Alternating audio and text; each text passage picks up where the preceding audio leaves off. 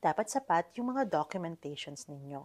Kung ano yung mga documentations, maaari nyo rin kaming i-message. Meron lang kayong 120 days simula nang ipanganak ninyo ang bata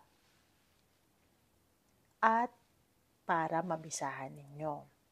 Kapag lumampas kayo sa 120 days, ay maaari nang magka-fines ang inyong mga anak. Una, yun ang immigration fine, daily yon, at yung EID fines. Kaya, kung ako sa inyo, ay asikasuhin nyo na ito kapag lumampas na siya ng 90 days. At least, meron kayong 30 days na tapusin ang documentations ng anak ninyo at ang visa ninyo. Let's always avoid fines kapag magbi-visa kayo ng mga babies ninyo. Marami pang mga tanong tungkol sa